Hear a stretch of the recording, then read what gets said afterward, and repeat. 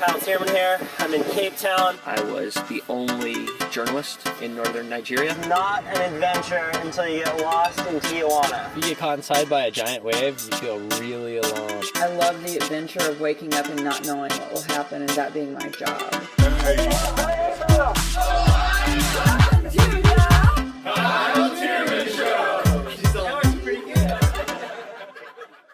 We are on. So excited to be chatting with you. And the first thing that I wanted to ask you about is tennis. What has been your recent foray into getting your daughter into tennis class? So this is a current frustration of mine. So my younger daughter takes tennis lessons. She loves it. She is increasingly wanting to play kind of every night, just wants to go to the schoolyard and hit the ball against the wall. And there happens to be a public tennis court that is maybe 5 blocks from our apartment. But it is always filled with grown-ups. And she simply cannot get on that court. And I feel like it is illustrative of a bigger problem, which is that youth sports is increasingly pay for play. And I just saw a big poll from Morning Consult that showed in every sport, families that earn more than $100,000 a year in household income are twice as likely to have their kids play sports of any kind. So it's basketball, it's football, it's volleyball, it's tennis, it's everything. So it's not just, sports that you think of as fancy sports. And it bums me out because physical activity should be for everybody, and tennis is something that you can play for your entire life. My husband plays. I've always sort of regretted that I never really learned how to play because it just seems like you don't need that much of equipment. You can play it all around the world. You can play it into adulthood. And so, yeah, that's something I've covered before. This is a long-term issue. Yeah. And when you can't play tennis, you can go to pickleball. There are a bunch of pickleball, but those are also filled with grown-ups. Like, I never see kids on them. And I think it's because there is some sort of sign-up that requires you to wake up super early in the morning. And, like, what 9-year-old's going to do that before school? Like, it's just not... You would love a situation where they could just pick up and, wait around to play or, somehow get in there if they really wanted to. And it just doesn't really seem possible. Sure. So what can be done about this? What do you think how has your thinking evolved, right? This started from a frustration. Where is the state today? I mean, that's a really shocking statistic. What do you think needs to be done? More public spaces for kids to be playing these sports? More public spaces, more rec teams. So, there are groups that are starting to invest in this, but it's sort of complicated. But the biggest reason that there's sort of fewer rec teams, fewer public opportunities for kids to play low cost or no cost sports is since the 2008 recession, a lot of states and local, rec boards cut back because they just simply didn't have the money that they had pre-2008. And it just never came back. And for-profit businesses sort of came into the void. And because there are a lot of families who can't afford to, or are going into debt, there's a lot of debt related to kids sports, which just seems, again, really sad. Like, I think physical activity and athletics and being part of a team should be available to anyone, even if they are not super skilled. Not everyone has to go play D1 sports. So, I would love to see even more opportunities. I mean, there's private philanthropy, more cities sort of investing in it. That I think is starting to happen because groups like, it's Project Play is the big one that is sort of raising awareness about youth sports and how unattainable it has become for so many families. So, there are people sort of working on it, but there is a lot of work that needs to be done. It feels to me like this issue is more prevalent than ever, not just because sports are cool, playing is cool, but something stuck out to me. I remember listening to a podcast with Tristan Harris, who I'm sure you're familiar with, has done a lot of work on social media. He helped make The Social Dilemma, and he said on the podcast something along the lines of, I feel like the most important thing we could do is just get all of America out to go play games together in a field. Like what playing, like the act of play does for the human brain is so beyond just the physical benefits of this, right? I think also one thing that has happened in America lately is the way that you align politically has become at the forefront of your identity, right? So it used to be that it was much easier to have dinner with someone who didn't politically agree with you, whereas now it feels like you're not really allowed. And I recently did a podcast with a former Obama speechwriter named David Litt, who wrote a book called It's Only Drowning. And the whole idea was that he picked up surfing with his brother-in-law, who's a conservative, he's more liberal. And like the basic premise of it is that surfing began to supersede their politics. And that I think that is such an important component to what games do to us and do for us. Right? It's so beyond just like, oh yeah, it makes me feel good. It's good for cardio, but it's actually like, no, I'm able to see our commonalities when we're on the same team, and all the other things that media tries to make us care about just gets turned down a little bit to a more healthy and sane degree.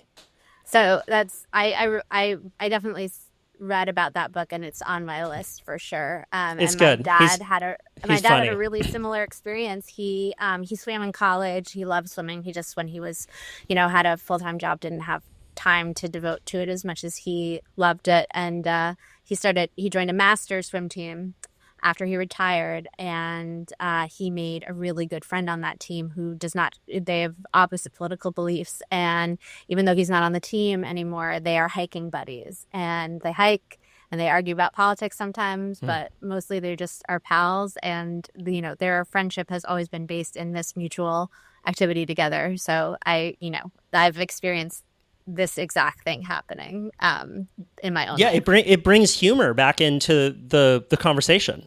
You can disagree with people, but as long as there's humor and there, it makes it all okay. I think what's not okay is when the tone becomes so dark that you start to see someone who doesn't agree with you as another, which is what social media is really designed to do.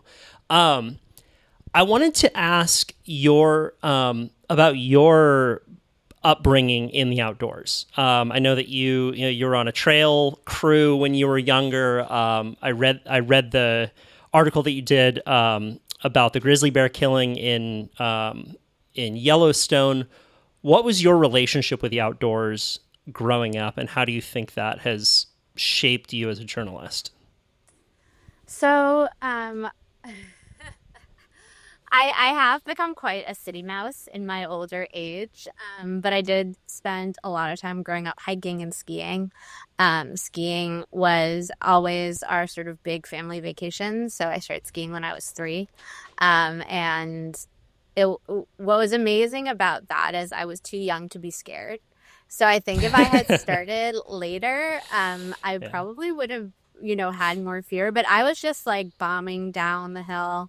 And, as I got older, jumping and like doing all, I living in New York doesn't give you that much opportunity to go skiing. So I haven't really brought it into my adult life, but that was sort of the main locus. I love skiing. And come from a family of hikers. Like, my grandparents are Austrian, and hiking is such a big part of sort of Austrian and German culture, and they brought it here when they came to the United States. And so my mother and her whole family was always just very into hiking. And so the summer between my junior and senior year of high school, I volunteered for the Student Conservation Association, and they put me at Teddy Roosevelt National Forest, the North Gate, which is one of the least, at least when I was there, is the least visited national park in the country, because not a lot of people go through North Dakota.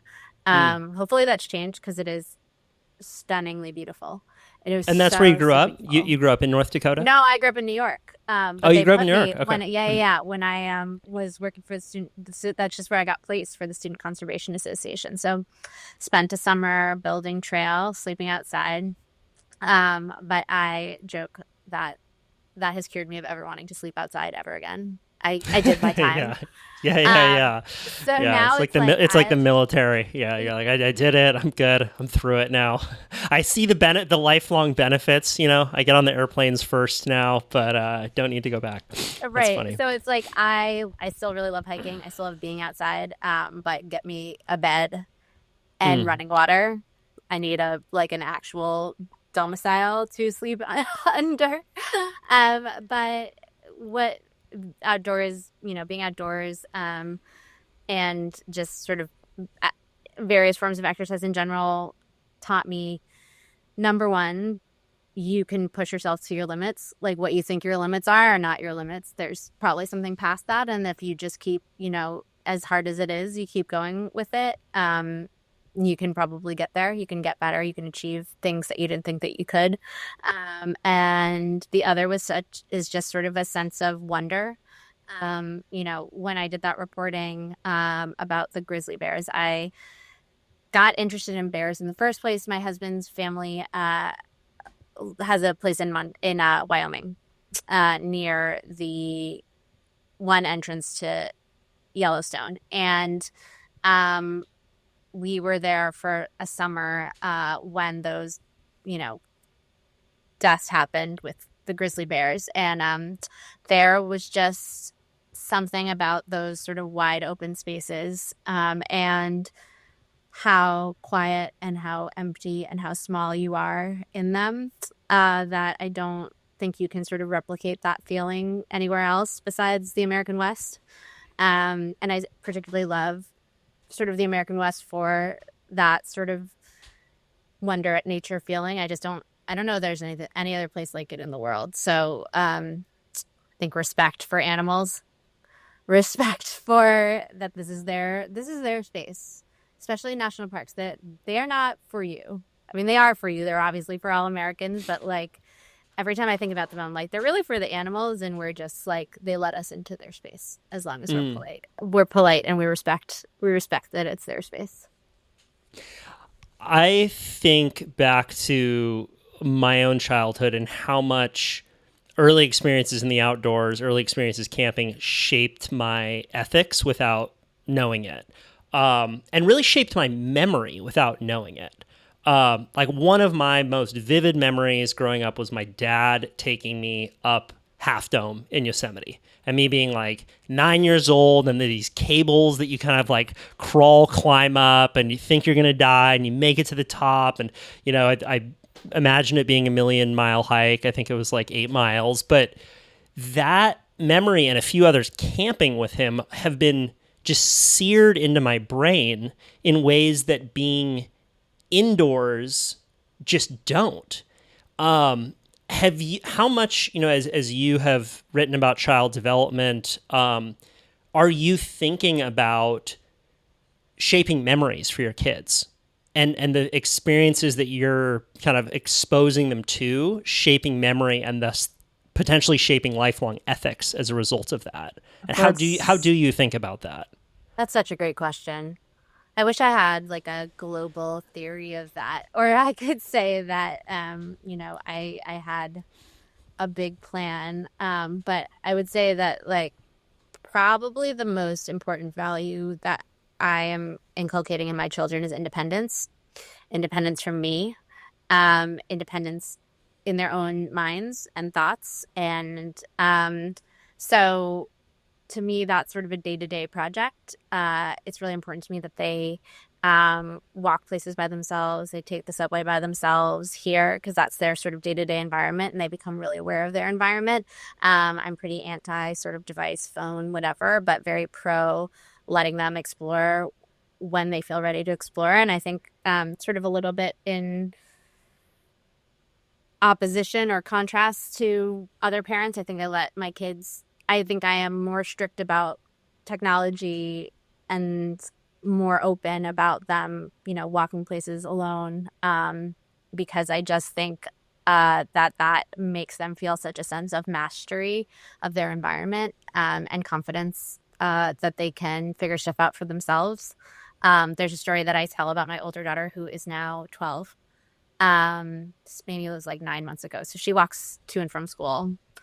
And she had left her wallet at a bodega. And I was like, okay, figure it out. Like, so she went back there and she, talked to the clerk. She got the manager on the phone. Like she did get her wallet back. And I was like, that she did that by herself I was really proud of that. And that's the kind of thing it's really important for me that my kids be able to do. So we don't have a lot of nature here in Brooklyn, New York, but that's our version of like facing nature every day. Sure. It's like, No, absolutely. I think it's the environment, same and dynamics. It's the I same don't wanna- dynamics. Yeah. I want you to feel confident in it and know that like if you need me, I'll be here, but you don't need me to hold your hand through everything. You can figure it out. Yeah, I see what you do also as a form of risk assessment, right? So, big wave surfing, for example. So, how can you surf bigger waves? That's so crazy. Okay, how many people have died in the last 10 years surfing big waves? One? Okay, how many people have died in their cars on the way to go surfing in the last 10 years? Bet you it's a hell of a lot higher. And I see what you're doing and what you're writing about and talking about so much as helping people more correctly assess risk, right? If you give your kid a new iPhone with Instagram, what's the risk that that's going to have negative impacts long term on them? Okay, what's the risk that if you go have your daughter figure out, getting her wallet back, that's going to have risk versus reward, positive impacts on her, right? So it's not actually insane what you're doing. It's just thinking through risk assessment more logically. Yeah. And also, I mean, I love the way you framed it of like what I do think a lot about the values that I really want to develop in my kids and sort of independence, critical thinking, and feeling mastery is like a very important thing. And so they roll their eyes at me, but whenever, they are struggling with something, I'm like, this is good. This is good for you. Like you're going to I believe in you that you can do it and it's going to make you better to, be struggling through this. And, you don't need, you probably don't need my help. Why mastery? What is it about the word mastery? Because to me, it means not being perfect at something. It's saying like, this is a skill that I want to develop and understanding that like working really hard will get you to develop that skill. I'm thinking of, again, my older daughter. She plays volleyball and I have seen her just work really, really hard over the past 9 months. And she has gotten so much better. And there's like specific skills that she wants to develop and she just goes and she practices. And it's like, is she going to play in college? I doubt it. Like we're fine athletes, but we are not. Like no one in my family, my husband's brother played Division III basketball, but that's it. Like she doesn't have the genes to like to be realistic as her mom. And I think she's very lovely and talented, but we, that's like right. a 2% chance.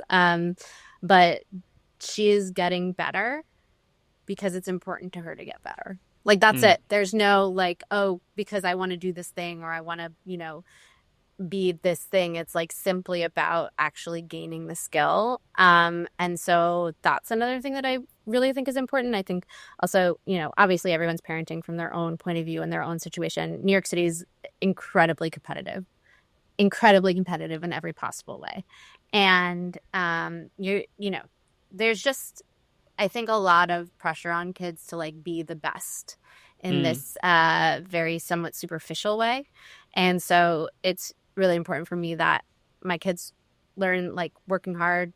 Oh God, this sounds so corny, but it's true. This is, I really do feel this. Like working hard is its own reward. And like you will feel good and proud of yourself for improving, even if you are not the best volleyball player in Brooklyn. Yeah. So Yeah. that is The also a deepest really fun truths, the deepest truths have all been written on like Etsy coffee mugs. I know. And then we and we come to them eventually out. after years of research. We're like, damn it, the coffee mug had it know. right.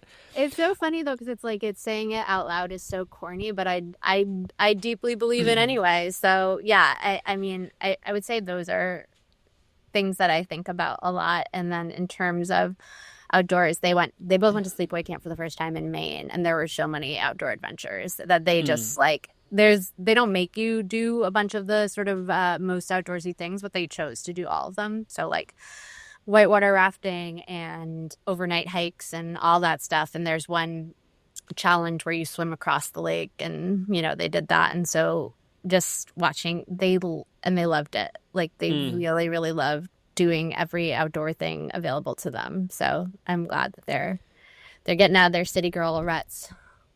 That's so cool.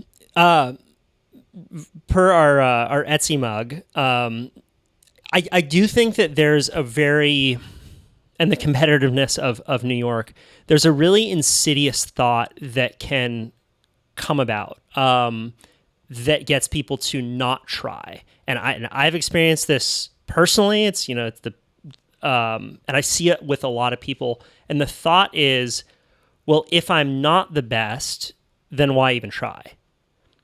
Right? So it actually breeds this kind of egotistical frailty. That's such a good phrase. Like you are, it's like the strivers, and a lot of times these people, I mean, I would really put myself in this category, right? It's something I deal with constantly, which is like this belief that you can do like great things, like way beyond what you'll actually probably be able to do.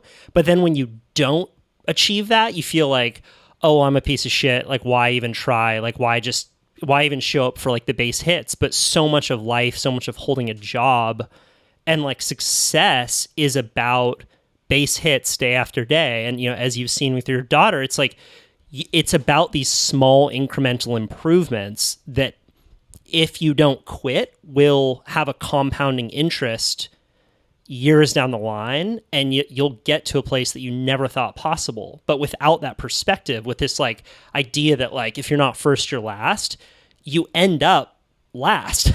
Totally. I mean, I think about that all the time with my writing, because it's like it has been so great for me to have to publish twice a week.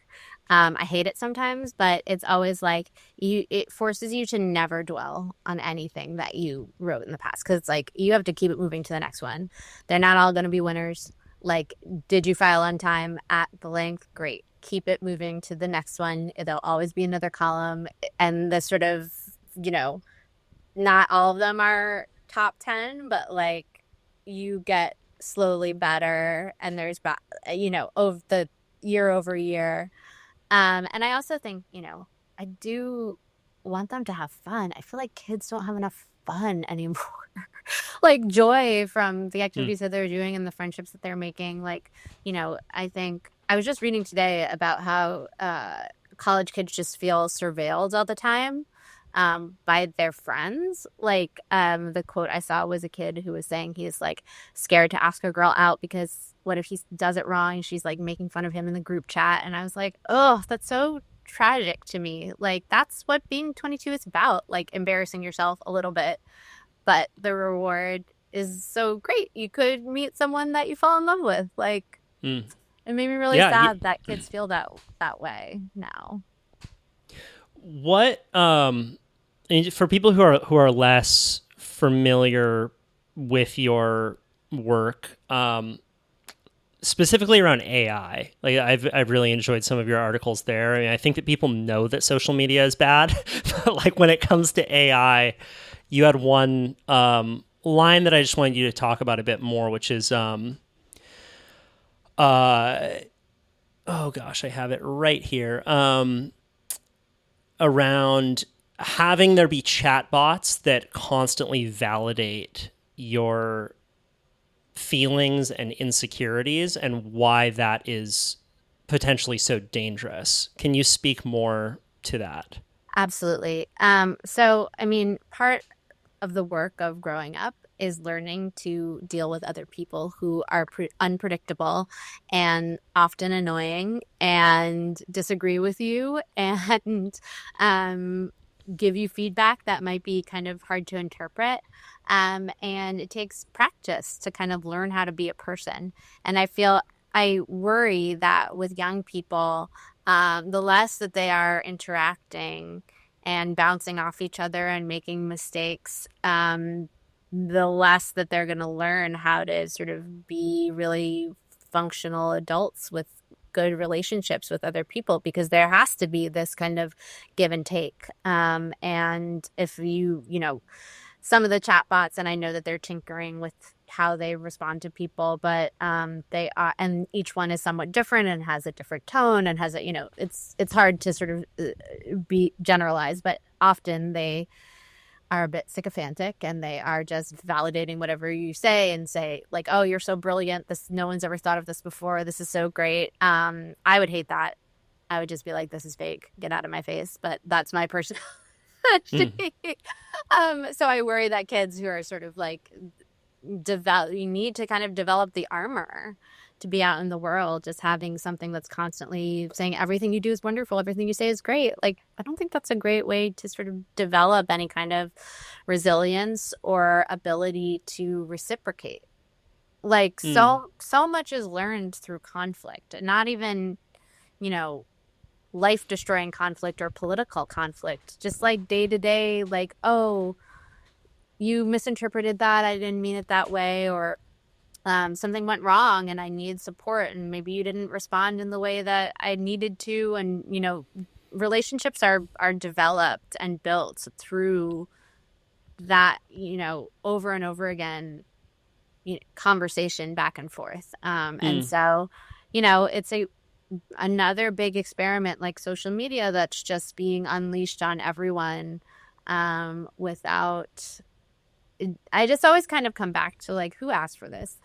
I did not consent to this being a huge part of my life. And I am still quite skeptical about its use cases in most professions. I think, yes, I understand if you work in software engineering, it is miraculous. I understand that there's, it's really helping in some, scientific and medical situations, getting to solutions faster because it's a big pattern matcher. All of that is great. I'm not trying to say nothing is all good or all bad.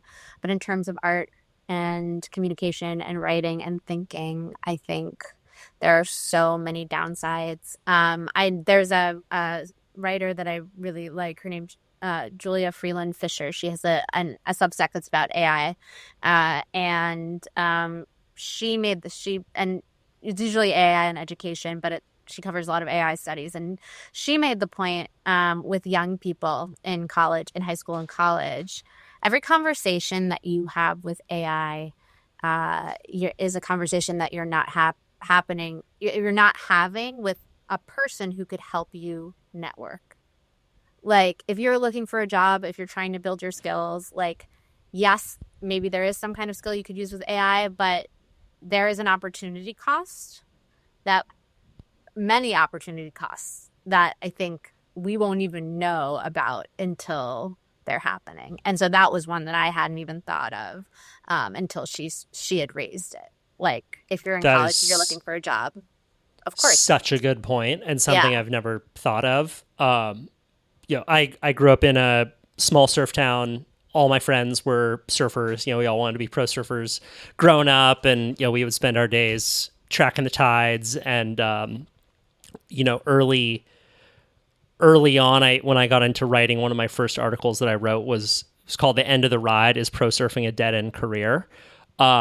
Because I saw so many people above my generation that were 35 with no job experience, and contracts are usually on a 1-year basis. You're usually not making enough money that you could retire after you're a pro athlete. It's not like golf numbers.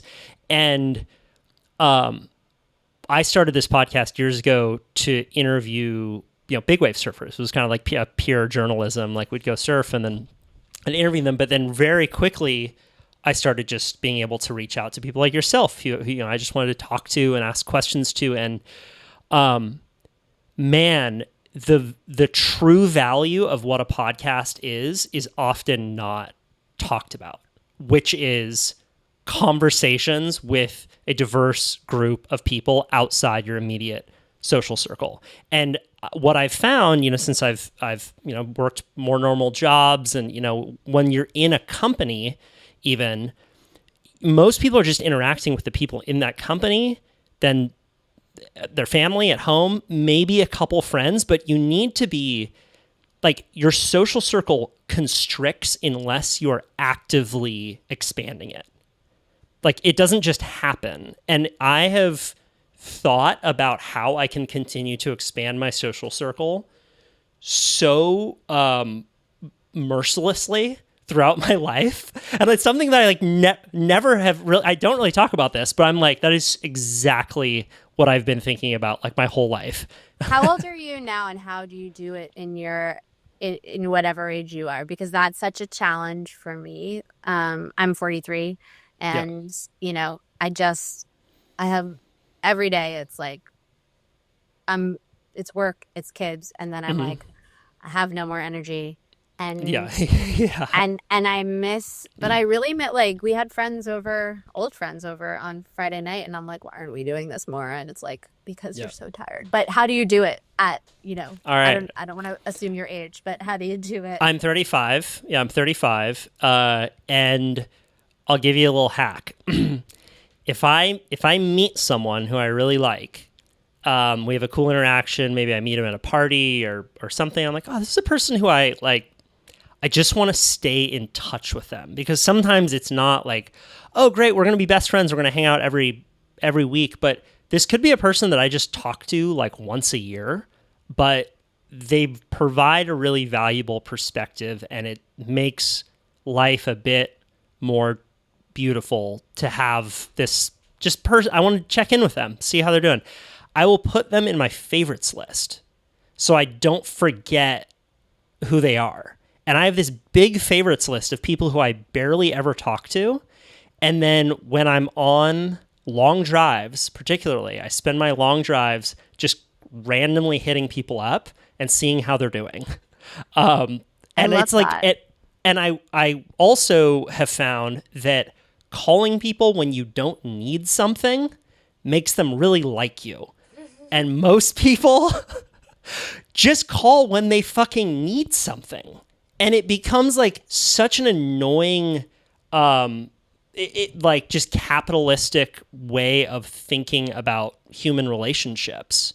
So I just think that little trick has been super valuable. And then whenever I do have like maybe it's a party, maybe it's hey, we're all just going to get together at a picnic. Like, I try and choose social situations where you can just throw the invite out to an extra one or two people, and it doesn't really matter. It's like low stakes. Like, hey, if you come, great. If not, no worries. But man, I mean, there are a few people where I've invited them 3 or 4 times. They haven't been able to show up, and I'll just like keep throwing the invite out. Hey, no worries. Like, we'll be at the picnic from 4 to 6 at the park. Like, cruise, bring your kids.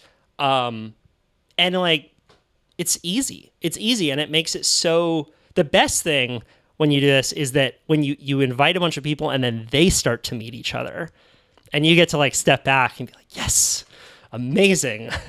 Who knows what's going to happen next? But yeah, it's one of the sweetest aspects of my life that I think started with this podcast. I love that. No, that's such a good idea. And my version of the long drive is like, I have this sort of after I put my kids down to bed, I have like an hour where I'm just like mentally dissociating. And instead of melting my brain on the internet, I could use that hour to shoot a text to someone that I don't know super well, but I really like. So I love that tip. I will use that. Voice texts too, I think, are pretty cool. Like, just send a little voice memo as you're walking, because sometimes it's hard to get people on the phone. So you just send the voice text, and it's like more personal than just a written text message. But like, hey, I'm just walking on the street, and you popped into my head. It's springtime. Anyway, I hope you're doing well. And like, yeah, you don't need many of them. You don't need many of those people in your life, and it makes it quite a bit cooler. I have also been interested in your work, and particularly this. Here's what I want to talk about right now. I want to talk about how social media has changed journalism and long form storytelling generally, and your article on Elizabeth Gilbert more specifically. This idea of that how to is kind of eating memoir, and you brought up The Liars Club by Mary Karr, which is one of my favorite books, which is more strictly memoir, but this idea, and I honestly felt a little bit of like oh shit, maybe I did this with my book, where I'm kind of like masquerading memoir with masquerading how to with memoir, because the book, it's like, hey, here's how you can interview your parents, but also this is my story. Like, how do you feel about this right now? And is it just the result of social media that people want bite-sized how-to stories, and that's what's selling, and we're not, we're missing the larger value of just hearing someone's story, even if it's not prescriptive? I'll give you a jumping off point for this question, but how is social media changing journalism and long form storytelling? Well, I mean, everyone's attention span stinks, right? Like, that's the number one. I see the most insidious metric that I can see on my stories is time spent reading. So I can see how, they predict how long an average person will take to read any story. And then I can see when the average reader jumped off. And so my stories are like, usually it's like 1,000 words, 5 minutes. They're not even making it to 5 minutes. And that's typical, right? So I think just the internet in general has really fried people's attention spans. And I think there has been, I will not be the first person to say that there's been a real loss of nuance and a real desire to be, I see this in people talking about fictional characters. They want someone to be good or bad. They won't say, they're like, I hate this. And I'm like, they're not even real. You hate them. They're not an actual person. But this desire, this inability to accept that people are messy, and all of us on our, have done things that if you did the long story of our lives, and you just pulled out all the bad things, we would sound pretty crappy. Oh yeah, I'd be the worst person in the world. Right. Sure. And so I feel like there's a fear when and maybe it isn't even obvious to people. I feel it, I think, just because I have such a direct relationship with my readers. It's really easy to get in your head about how everything you say is going to be received. And so I think there is some desire. I think part of what is driving the sort of tidy takeaway thing is almost a defensive crouch from writers that I do myself, because it's like, I don't want you to misunderstand what I am saying. So I'm going to be incredibly clear and almost prescriptive about what I'm saying so that you don't get the wrong idea. Because there is so much sort of bad faith. I only read the headline and I'm mad at you, or I have an idea of who you are. That always gets me. That's all. I find that to be sort of the most frustrating response as a writer myself. It's just like, you can disagree with me. I do not mind if you disagree with me in every possible way. But they take a look at me or my background and assume what I think without having read it. I'm like, I could surprise you. I don't know. Maybe.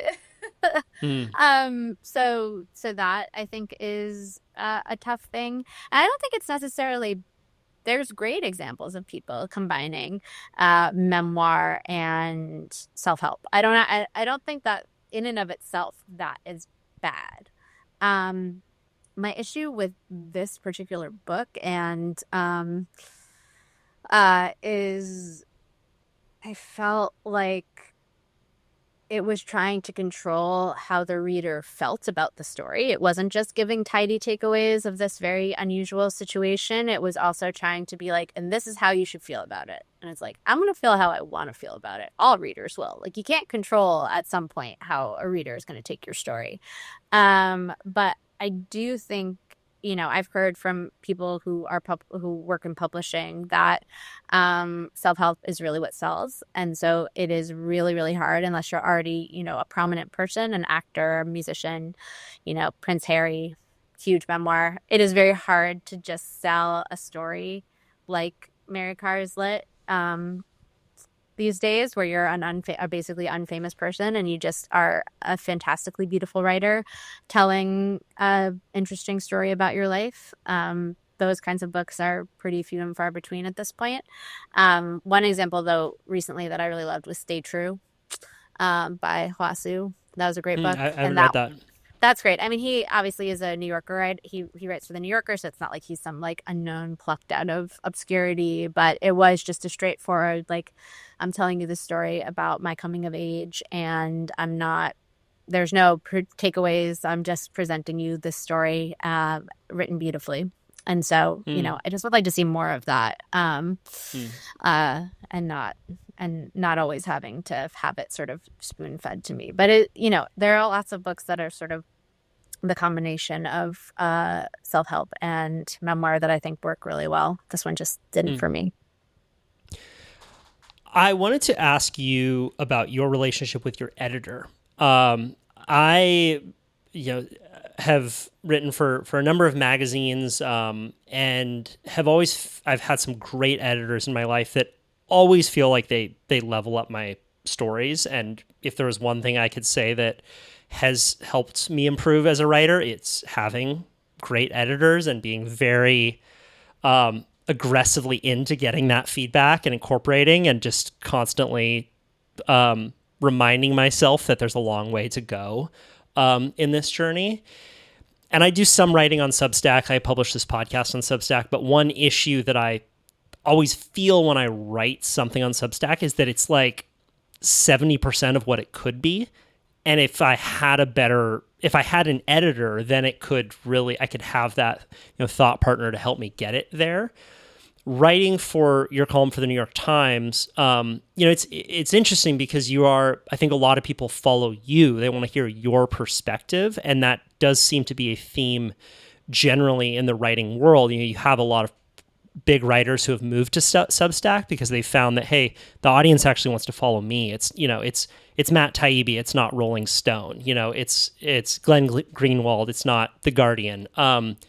You have, for lack of a better word, like a brand. People want to follow you, but you are at this really New York big media outlet, the New York Times. What benefit do you feel like you get, being at the New York Times as opposed to Substack, and how are you working with editors now on your writing? I have one main editor. She is incredible. Her name is Vanessa Mobley. She is a writer's editor. She actually came from the book world. She was a book editor before. She makes everything I do better, smarter, more concise. She really pushed it. One of the challenges for opinion writing is making sure that your points are just as sharp as they can be, and also anticipating what someone who disagrees with you might say. And so a great opinion editor, which Vanessa is, will sort of poke at the points that you're making and make sure that they are as sharp as they can be before they go out into the world. And she just has a great ear for writing. And so she makes, everything flow better. And that is truly one of the best benefits of, working for a old school publication, is you get all that editing. Everything that I write doesn't just get edited by Vanessa. It gets edited by Vanessa, and then there's copy editor. It's fact checked. It's, I can feel so confident that when it is greeting the world, that it is the best version of that it can be, and I don't have to have regret. And I'm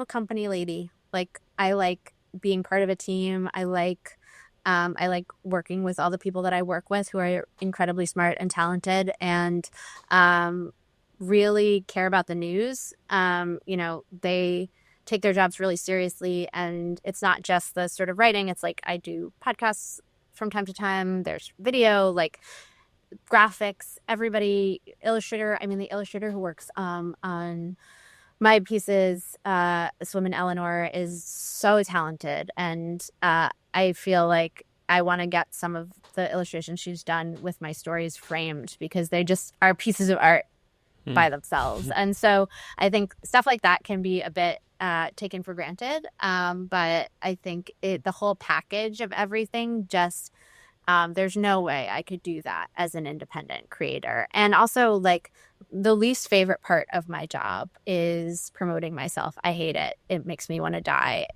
I feel embarrassed. I've been wanting to start a TikTok for years. I can't bring myself to do it because I find it so cringe. Like, I can't do it. I don't know. I'm not I'm not native to the front feasting, but I can't make myself do it. I feel stupid. Yeah. You'll be one of the clappers. You like clap before you start. Hey, I'm going to tell you 3 tips about Elizabeth Gilbert's latest book. Yeah, One, it's like I can 2. yap forever on a podcast. Yeah. You ask me questions, I feel totally, like right now I feel totally comfortable. I could talk forever on a podcast, but there's something about like the video and it in my face and feel like I'm not comfortable, and it shows. And so if I were an independent creator, I would have to be doing everything. And I couldn't say, oh, I don't like front facing video because it makes me uncomfortable. I would have to do it anyway. And so it's a luxury truly to have, be part of a bigger organization where, there'll be ways to promote me that I don't just have to do myself. Because again, it's like, and it actually really bums me out because I don't, it's truly a skill. Like, I really hate when people diminish creators because it is hard. It's not everybody can do it and do it well. But I am not skilled at it, and I don't like it. And so, but I worry, like, does that mean that nobody under 30 is going to read me anymore because I don't I don't do that, and I don't know. And it worries me because obviously, like, I want to keep writing for, as long until I retire. And, I hope that my inability to yap into a camera doesn't kneecap me that way, but I think about it a lot. I just did an Instagram reel about you may have been paying attention to the massive selling off of public land. A couple months ago, I was vocal about it and did a little 1-minute video, and then I looked back at my phone and there were probably 40 takes on my phone of like a 1-minute simple video of like, hey guys, want you to go take action. And I'm like, God damn it, fuck, okay. And then, then you like hear all the background noises. Suddenly the garbage truck is in the background. You're like, oh my God. But there is, go for it. Oh no, I was going to say, I suspect like if I just like did it and didn't overthink it and just like threw it out there, it would probably be fine. But I can't bring myself to. I'm too nervous. Yeah. It's like jumping off a diving board. You can't think about it too much. You bring up a good point though about the value of a team, because right now for a lot of people the dream is to quit your job, go be a creator yourself. I think it's like it's like number one desired job of like teenagers now. It's like YouTuber. And this idea that like, oh, I can own the whole thing. I can be a self-creator. But you miss out on a lot when you're not part of a team. And you also lose out on just the feeling of being one part of a larger apparatus that, if you're in a big, faceless, horrible corporation, like, yeah, that can suck. But for me, I didn't know that about myself. Growing up, like, wanting to be a pro athlete and then, wanting to be a writer and YouTuber was like a lot of my own thing. And then I got a regular job at a brand, and I was part of a creative agency, and I was like working with creative directors and other writers. And I was like, I work in writers' rooms sometimes where we'll have to come up with a campaign, and man, oh man, is it fun. And man, oh man, do I get to see how much better I am when I'm around other people. So it's not something to be taken for granted, as you say. The benefit of having a team behind you, and also the value of curation in a time when most of the internet is just vomit everywhere. Like, I think that I don't know if it's a hopeful message or time, but I do think that the value of taste and the value of media outlets that know how to curate what they're going to bring out, and the New York Times is a very high standard for the writing that comes out, may develop even more of a premium in a time when you can have robots that spit out hundreds of thousands of words in a single minute. Yeah, I mean, that's like obviously the hope. And I always, anytime someone's like, oh, you use AI to do this, use AI to summarize books, I'm like, how does AI know what part of that book I think is important? Like, ideally, we are telling you facts you don't already know or aren't the obvious facts from a book. And I can't know what's in there or what is going to be interesting or spark an idea for me without actually doing the work of having read it. And I also think, like, where our job is to tell you new facts, right? Is to gather new information, break news. And so that's just not something the bots can do yet. I mean, maybe they will, like, who knows if they will in the future, but I'll be dead by then. No, I'm just kidding. Yeah. How much do you see yourself being focused on the current topics that you're on right now? It seems that a lot of your audience is very much interested in, like, I looked at your following and it was like we had like 4 mutual, people, and they were all mothers, like they were all mothers with young kids. Like, it feels like you've tapped into a zeitgeist of raising children, the issues with motherhood in today's culture. How much do you feel like there's much more meat on the bone with these issues, and do you see yourself continuing down this track versus, going and doing another Yellowstone story? I mean, I have the freedom to kind of write about whatever I want now, and I do. I still obviously write about lots of issues pertaining to women and mothers, and I think I will never stop doing that because there's always something new. Every time I'm like, I'm so sick of this, there's nothing new to say, I've said everything, it's like, nope, there's something new, some weird things happening, some new trend or phenomenon. But I'm working on a long form story. I've done a lot of religion reporting in the past couple of years because I do a lot of sort of social trends, right? And one of the biggest, to me, underreported trends is Americans moving away from organized religion. So in 1950, about 2% of Americans described themselves as nuns, and nuns not like Catholic nuns, N-O-N-E-S. That means atheists, agnostics, or nothing in particulars. And in 2025, that figure is around 30% to 40%, depending on, the survey that you're looking at. And younger people are increasingly less religious. And so I've just done, maybe 10 articles around that. And I just got back from the yearly convention of the International Association of Near-Death Studies. So I am working on a longer form piece, which is about that organization, American spirituality in general.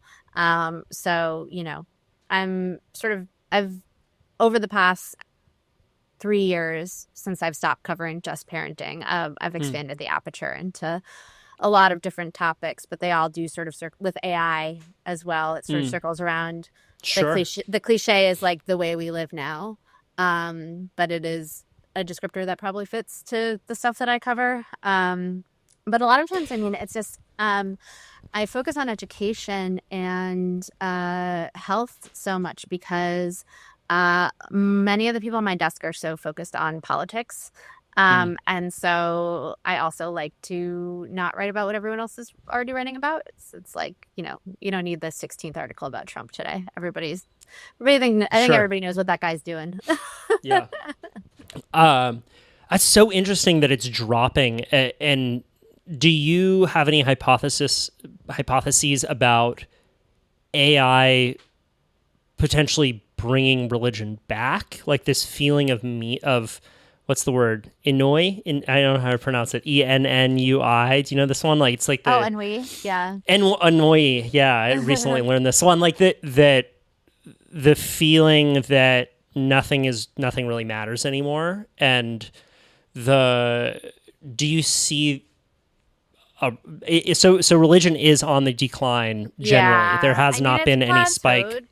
The Yeah. decline has plateaued a bit, but it's not. It would take a lot for it to come Yeah. back, because it's not just about belief. When sociologists talk about religiousness, it is 3 B's: belief, behavior, and belonging. And so Americans still have the belief. Like 80% of people, I think, the last time I checked, believe either in spirits or a higher power or a soul. Like so the belief is quite strong in America. Ghostbusters did a lot for us.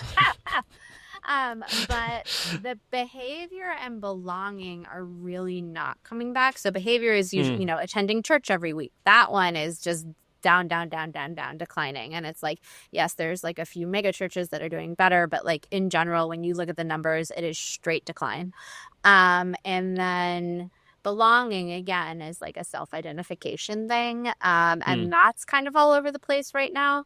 I have a sort of specific vantage point because I am Jewish. I grew up Jewish, but that's an ethno-religion. So it's like, even if I never step foot in a temple ever again, I'm Jewish, my kids are Jewish, like it's a whole other thing. But I think, and it's important to me. It is actually quite important to me, even if we are not super observant. My kids having some sort of relationship to that faith is quite important to me. So yeah, it's a little bit of a mess right now, but I don't see it coming back, at least not in the way that it was, 40 years ago. It's not going to look like that again.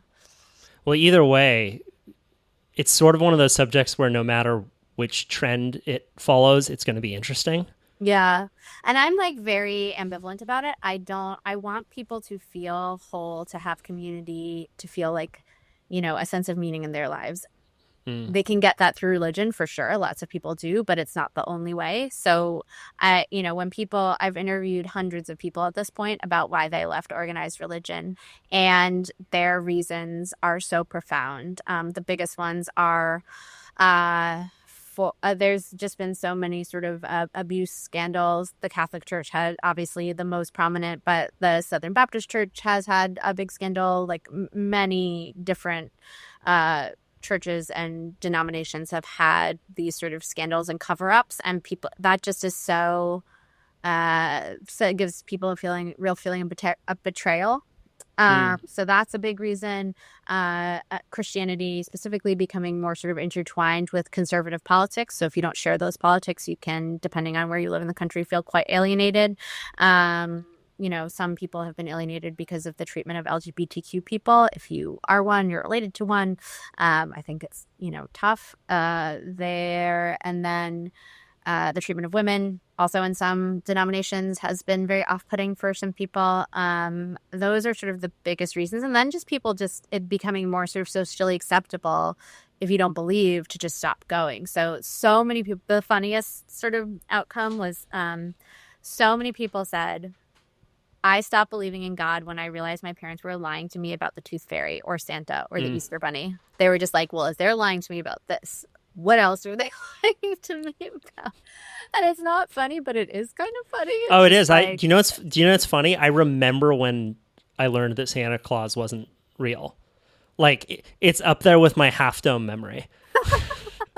Yeah, so I had this one lady, basically, I remember one particular subject that I was interviewing, and she was just like, yeah, Santa wasn't real and God is dead. Like in one swift moment when she was like 6 years old, and she was raised pretty religious. And so a person like that 50 years ago just would have kept going to church because it was so socially unacceptable to not, right? Sure. But now, because it is an option among options to say like, hey, I don't really believe in this, like I'm not going to go anymore.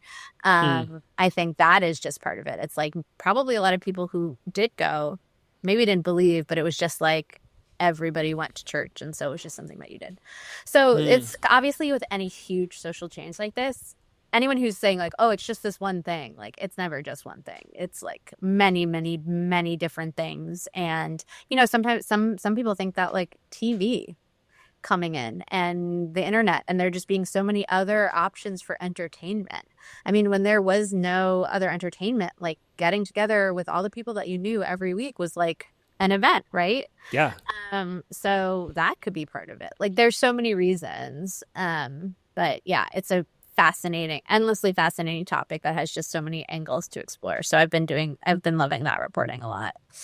That is so cool. Well, I will be following along. This has been so much fun. Thank you for your time. I know that it's late on the East Coast, and I'm just such a big fan of your writing, and hope that you keep pumping it. Make it 3 articles a week now. We need more.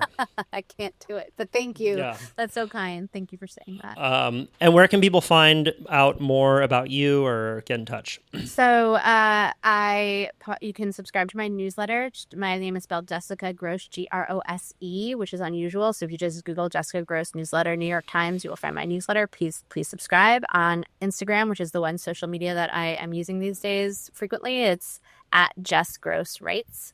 And that's me on Threads too, but I'm finding it tough out there on social media these days. So yeah, I'm still there for now. Maybe out in the park or a tennis court. Yeah. Find her there. Or at Orange Theory. That's my love. Ooh, these days. yeah. We have some of those here. People get really, real intense in those Orange Theories. I'm kind of afraid of everyone in there. They think I'm in a cult, and it is a cult, and I love my cult. I'll stay in it forever. I see Orange Theory in one of your new religion articles. Yep. The parallels between Orange Theory and Christianity. Awesome. Well, hey, have a great rest of your night, and thanks so much for taking the time. Oh, my pleasure.